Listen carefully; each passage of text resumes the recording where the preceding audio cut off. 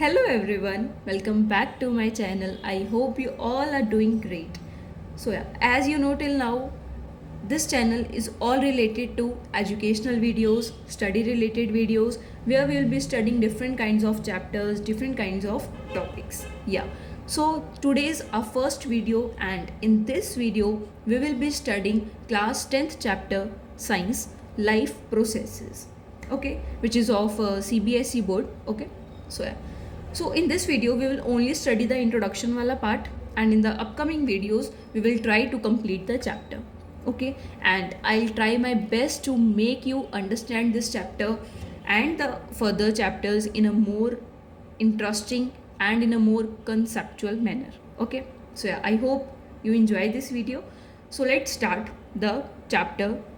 As you know, the chapter name is life processes. Now, what do you mean by life processes? Life क्या है? चलो अगर हम consider करते हैं लाइफ, यानी कि लाइफ को अगर हम देखें तो हमारे को अपनी पूरी इमेज नज़र आती है ना? तो सोचो, हमारे लिए तो हमारी बॉडी ही हमारी लाइफ है. अगर हम नहीं होंगे तो हमारी लाइफ नहीं होगी, है ना? तो इस जो ये अपनी बॉडी है, इसका चलना मतलब इसका ज़िंदा रहना ही सबसे ज़्यादा इम्पॉर्टेंट है. तभी हमारी जो लाइफ है वो एक लाइफ कहलाएगी, है ना?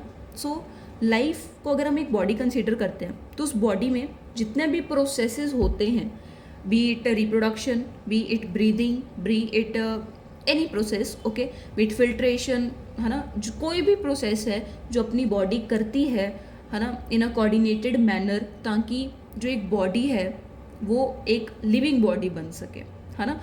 तो जो एक बॉडी है वो लिविंग कब कहलाएगी? जब वो ब्रीथ करेगी यानी कि ब्रीथ करने में भी उसमें काफ़ी सारे प्रोसेसेस हो रहे हैं. उसको सांस लेने में भी, सांस बाहर भी निकालनी है, सांस अंदर भी लेनी है, फिर उसको मतलब पूरा पंप करना है अपनी बॉडी को. तो उसमें बहुत सारे प्रोसेसेस हैं जो इन्वॉल्व होते हैं. तो वही सारे जो प्रोसेसेस हैं जो अपनी बॉडी करती है ताकि जो एक बॉडी है वो एक ज़िंदा रह सके, वो एक लिविंग बॉडी कहला सके, वो एक लिविंग बीइंग कहला सके, उन सारे प्रोसेसेस को हम क्या बोलते हैं? Life processes. Okay, I hope यहाँ तक आपको समझ में आया. ठीक है, अब उसके बाद हम बात करते हैं कैसे हम एक लिविंग बॉडी को नॉन लिविंग बॉडी से डिफ्रेंशिएट करेंगे, या फिर कैसे एक नॉन लिविंग थिंग को हम लिविंग थिंग से डिफ्रेंशिएट करेंगे. So that and the further rest introductory part will study from the notes. Okay, so let's start our chapter life processes. So till now मैंने अभी तक आपको थोड़ा सा इंट्रोडक्शन दे दिया है चैप्टर के नेम के बारे में, which is very important. So let's start the further part. Okay, so देखो, लाइफ प्रोसेसेस में मतलब कि एक लिविंग बॉडी को, एक लिविंग ऑर्गेनिज्म को आप कैसे कह सकते हो कि वो लिविंग है ना? वो हम देखते हैं. तो कुछ कॉमन एविडेंस आपकी एनसीईआरटी ने आपको बताए हैं कि आप कैसे कह सकते हो कि वो लिविंग है. सबसे पहले हम कहेंगे कि एक लिविंग बॉडी तब कहेंगे जब वो ब्रीथ करेगी, या फिर जब वो चल रही होगी, या फिर वो ग्रोथ करेगी, या फिर कह सकते हो आप कि वो रिप्रोड्यूस करेगी. सो यही बेसिकली कुछ 3-4 पॉइंट्स अपने पास आते हैं. क्या क्या कॉमन एविडेंस क्या आए अपने पास? या तो वो ब्रीथ कर रही है, या तो वो मूवमेंट दिखा रही है, या तो वो ग्रोथ कर रही है. ठीक है, ओके. अब इसमें जो ज़्यादा एग्जांपल्स आपकी एनसीईआरटी ने दी हैं वो इसके बारे में दी है, विजिबल मूवमेंट के बारे में. ओके, सो अगर हम देखें, dog running, man shouting on street, cow chewing cut, ये सब क्या है? ये मूवमेंट शो कर रहे हैं. देखो, डॉग रन कर रहा है, मूवमेंट शो कर रहा है. मैन शाउटिंग कर रहा है, उसमें भी उसकी जो माउथ की मूवमेंट है वो हो रही है, उसकी टंग की मूवमेंट हो रही है. Cow chewing cut, cow chewing cut का क्या मतलब है? कट मतलब कि काउ ने खाना खाया, अपने माउथ से उसके स्टमक में गया, ठीक है. अब उसके स्टमक में से कुछ वापस माउथ में आ गया, उसको हम क्या बोलते हैं? कट. तो उसमें भी जो काउ है वो भी तो मूवमेंट को शो कर रही है ना. तो हमने बोल दिया कि ये मूवमेंट कर रहे हैं, इसलिए हम इन सारी चीज़ों को क्या बोल देते हैं? लिविंग बोल देते हैं. या फिर हम कह सकते हैं कि ये काम कर रहे हैं, मूवमेंट कर रहे हैं, तो ऑब्वियस सी बात है ये सांस भी तो ले ही रहे होंगे, ब्रीथ भी तो कर ही रहे होंगे, तो भी हम इनको क्या कह देते हैं? लिविंग कह देते हैं. ओके, अब मान लो मैन स्लीपिंग. अब एक मैन है या फिर वूमेन है, बंदा बंदी, जो भी आपको समझना है आप समझ सकते हो. Sorry for the background voice. Okay, man sleeping. कोई सो रहा है तो हम उसको कैसे बोलेंगे? अब ऑब्वियस ही बात है, अब सोया हुआ कोई मूवमेंट तो नहीं शो कर सकता ना। कुछ होते हैं जो सोए हुए भी लात पैर मार देते हैं, वो मूवमेंट शो कर देते हैं। बाकी मान लो हम ये सोच के चलते हैं कि वो लात पैर नहीं मार रहा, ठीक है, वो सिर्फ सो रहा है, तो क्या वो लिविंग कहलाएगा? ऑब्वियस ही बात है वो लिविंग कहलाएगा। क्यों? क्योंकि वो ब्रीथ तो कर रहा है ना। ठीक है जी, ओके। अब ये तो थी अपने सारे मैमल्स की बात कह लो, या तो एनिमल्स की बात कह लो, ह्यूमन बींग्स की बात कह लो। अब नाउ दूसरी कैटेगरी में आए तो हम व्हाट अबाउट प्लांट्स। हम कैसे डिटरमाइन कर सकते हैं कि जो प्लांट्स हैं वो लिविंग है? अब कुछ कहेंगे कि जी वो ग्रीन होते हैं इसलिए वो लिविंग है, कुछ कहेंगे कि वो ग्रोथ शो करते हैं, वही सेम, कुछ कहेंगे कि वो मूवमेंट शो कर रहे हैं। ठीक है, मान लेते हैं। तो अगर मैं आपसे पूछूं कि आपने बोला कि वो ग्रीन है इसलिए वो लिविंग है, but what about non green plants के बारे में क्या? अब भी आप बोलोगे क्या? अच्छा, अब आप ग्रीन वाला पार्ट हटा दोगे, बोल दोगे कि वो ग्रोथ शो कर रहे हैं, movement. Yes, you are right, okay, हमने मान लिया कि प्लांट्स भी क्या होते हैं, लिविंग होते हैं। अब आगे आप चैप्टर्स पढ़ोगे ना फर्दर क्लासेस में, तो आपको पता लगेगा कि जो प्लांट्स हैं वो भी ब्रीथ करते हैं, ठीक है, in their own manner, okay. But कुछ प्लांट्स ऐसे भी होते हैं बच्चा जो मूवमेंट को शो नहीं करते बट फिर भी ज़िंदा होते हैं, ठीक है। इसका मतलब कि वो ब्रीथ कर रहे होंगे या ग्रो करेंगे, कुछ तो करेंगे ना। हाँ जी। अब कुछ प्लांट्स ऐसे भी होते हैं, कुछ एनिमल्स ऐसे भी होते हैं जो कोई भी विजिबल मूवमेंट नहीं दिखाते बट फिर भी ज़िंदा रहते हैं, ठीक है। सो अभी तक हमने जो एग्जांपल्स पढ़ी, हमें यही समझ में आ रहा है कि जो मूवमेंट है ना, वो एक अकेला ऐसा करेक्टरिस्टिक नहीं है जो डिफ़ाइन कर सके कि कौन सी चीज़ लिविंग है और कौन सी चीज़ नॉन लिविंग है। क्लियर है? ठीक है। अब उसके बाद फिर देखो एक मूवमेंट की एग्जांपल है बॉडी किसकी बनी है? मैटर की बनी है ना। अब मैटर में क्या होंगे? या तो एटम्स होंगे या मॉलिक्यूल्स होंगे। तो अगर हम मॉलिक्यूल्स देखें, क्या आप मॉलिक्यूल्स को देख सकते हो अपनी नेक्ड आई से? नहीं देख सकते हम। तो फिर क्या मूवमेंट, तो क्या मैं इस बॉडी को क्या लिविंग बोल दूँ लिविंग? ऑब्वियस बात है लिविंग तो है मैम, ये बाकी तो करेक्टर्स शो कर रही होगी ना, मूवमेंट नहीं कर रही तो क्या हुआ? इसी वजह से तो मैंने आपको कहा कि जो मूवमेंट है वो एक अकेला करेक्टरिस्टिक नहीं है जो डिफाइन कर सके लिविंग को, ठीक है। अब आते हैं वायरसेस पे। जो वायरसेस है ना, ये भी कोई मॉलिक्यूलर मूवमेंट शो नहीं करते। ये तब तक मॉलिक्यूलर मूवमेंट शो नहीं करते जब तक ये अपने किसी दूसरे सेल को इन्फेक्ट ना करते। मतलब कि वायरसेस क्या हैं? ऐसे तो ये आलसी हैं, पर जैसे ये देखेंगे किसी दूसरे सेल को, अगर इनका मन चाहा तो ये दूसरे सेल को इन्फेक्ट कर देंगे, तभी तो इनका नाम है वायरस, ठीक है। ओके, सो हम नहीं बता सकते कि ये ज़िंदा है या ज़िंदा नहीं है, ठीक है। सो यहाँ तक हमने अभी तक यही कंक्लूड करा कि जो मूवमेंट है वो एक तो नहीं बता सकता कि कौन सा लिविंग है, कौन सा, मतलब इनफ करेक्टरिस्टिक नहीं है डिफ़ाइन करने का, डिफरेंस शो करने का between living and non living, okay, ठीक है। उसके बाद ये कुछ पॉइंट्स हैं जो आप ध्यान में रख सकते हो। Viruses does not show any molecular movement, okay. अब उसके बाद हम देखते हैं कि जो लिविंग ऑर्गेनिजम्स है ये एक वेल ऑर्गेनाइज्ड स्ट्रक्चर है। हाँ जी, ये तो हमें पता है। क्यों? क्योंकि ग्रुप ऑफ सेल्स मिलके क्या बनाते हैं? टिश्यूज़ बनाते हैं। टिश्यूज से क्या बनते हैं? ऑर्गन्स बनते हैं। ऑर्गन से क्या बनते हैं? ऑर्गन सिस्टम्स बनते हैं। ऑर्गन सिस्टम से एक पूरी कंप्लीट लिविंग बॉडी बन जाती है। सो एक ये पूरा ऑर्डर चल रहा है ना। तो अगर क्या होगा, अगर ऑर्गन से सेल बन जाए, नहीं ऐसा नहीं पॉसिबल।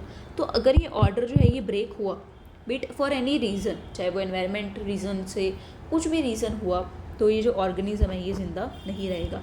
इसी वजह से लिविंग ऑर्गेनिजम्स को नीड पड़ती है कि वो अपने इन चीज़ों को रिपेयर करवा सके, मतलब कि मेंटेन करवा सके, तभी जो अपनी बॉडी में जो प्रोसेसेस होते हैं वो किए जाते हैं, ताकि उनकी रिपेयर, उनकी मेंटेन, उनकी वर्किंग जो है वो स्मूथली चलती जाए, ठीक है। सो ये तो था थोड़ा सा नोट से मैंने आपको समझाया।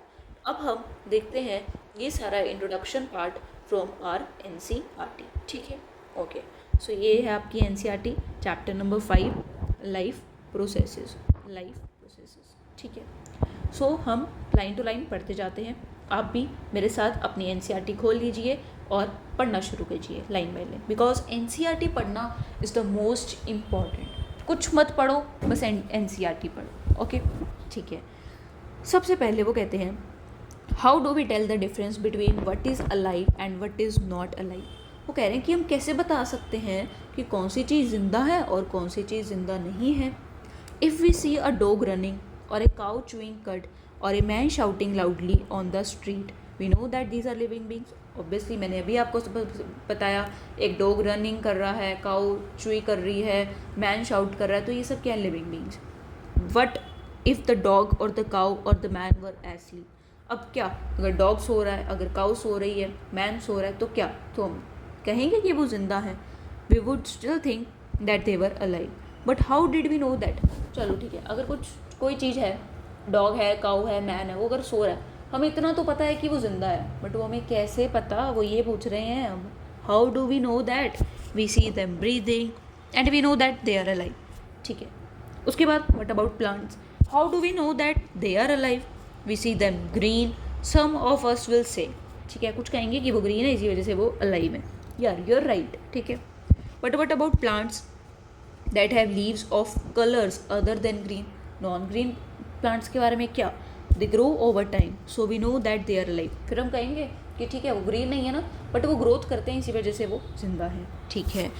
Some will say in other words we tend to think of some sort of movement, या फिर उनमें कुछ movement हो रही है, either growth related or not, as common evidence of being alive. ठीक है. उसके बाद but a plant that is not visibly growing is still alive. हाँ जी, एक ऐसा प्लांट भी हो सकता है जो कि विजिबल तो हमें ना दिख रहा हो कि ग्रो कर रहा है, बट फिर भी जिंदा है. And some animals can breathe without visible movement. हाँ जी, कुछ एनिमल्स ऐसे भी हैं जो ब्रीथ करते हैं विदाउट विजिबल मूवमेंट से. Yes. So using visible movement as the defining characteristic of life is not enough. ठीक है. उसके बाद movements over small scales will be invisible to the naked eye. Yes, मैंने आपको बताया कि जो बहुत ही छोटी छोटी मूवमेंट्स जो होती है ना, वो हम नेक्ड आई से नहीं देख सकते, जैसे कि movements of molecules. In this invisible molecular movement necessary for life.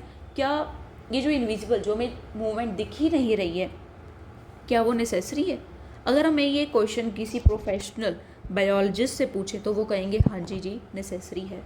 ठीक है. तो फिर हम कहते हैं, उनसे पूछते हैं कि क्या जो वायरसेस हैं वो तो कोई मॉलिक्यूलर मूवमेंट नहीं दिखाते जब तक वो किसी सेल को इन्फेक्ट ना करें. तो ये थोड़ी सी कंट्रोवर्शियल बन जाती है. तो अभी तक हम ये नहीं बता पाए कि ये ज़िंदा वायरसेस जो हैं वो ज़िंदा होते हैं या ज़िंदा नहीं होते हैं. और ये वाला वायरसेस वाली चीज़ आप आगे फर्दर अपनी क्लासेस में पढ़ जाओगे कि वो ज़िंदा हैं या डेड हैं. ठीक है. अब what about molecular movements? Molecular movements क्या चाहिए अपनी लाइफ को?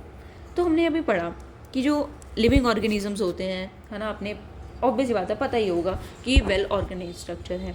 उनके पास टिश्यूज़ होंगे, टिश्यूज़ के पास सेल्स होंगे, सेल के पास स्मॉलर कंपोनेंट्स होंगे उनकी बॉडी में. ठीक है. सेल्स के पास स्मॉलर कंपोनेंट्स का मतलब क्या है? उनके पास एटम्स या मॉलिक्यूल्स कुछ भी होगा. ठीक है. अब क्योंकि अफेक्ट्स आ गया मान लो कोई एनवायरनमेंट में, तो ये जो ऑर्गेनाइज्ड ऑर्डर्ड नेचर है ये हो सकता है टूट जाए, हो सकता है ना, ब्रेक डाउन हो जाए. तो जो ऑर्गेनिज्म है वो ज़िंदा नहीं रहेगा. सो जो लिविंग क्रिएचर्स है ना, उनको क्या ज़रूरत है? उनको रिपेयरिंग की ज़रूरत है, मेंटेनेंस की ज़रूरत है, ये सारे स्ट्रक्चर्स के लिए. ठीक है. तो जो सारे स्ट्रक्चर हैं वो किसके बने होते हैं? मॉलिक्यूल्स के बने होते हैं. तो वो मूव करते रहने चाहिए ना सारे टाइम. येस. सो हम देखते हैं क्या मेंटेनेंस प्रोसेसेस हैं लिविंग ऑर्गेनिजम्स के. Let us explore. Okay, I hope आपको यहाँ तक समझ में आ गया. ठीक है. सो ये स्टूडेंट्स, हमने जो इंट्रोडक्शन पार्ट है अपने फर्स्ट चैप्टर का वो कंप्लीट करा है from the notes as well as from the NCERT line by line. I hope कि मैंने एक एक वर्ड एनसीईआरटी का कवर करा है in the notes also. I hope कि आपको समझ भी आया and you also enjoy this video. So if you have any kind of doubt you are free to comment in the comment section. And जो further अपना chapter है वो हम अपकमिंग वीडियोज़ में पूरा कंप्लीट करेंगे. सो या please show some kind of support. I will be very grateful to you. And if you like this chapter, if you मतलब अमेजिंग आपको लगा, समझ में आया, थोड़ा सा भी समझ में आया, तो please like the video, comment on the video, share the video and subscribe my channel for more further videos. Okay, bye.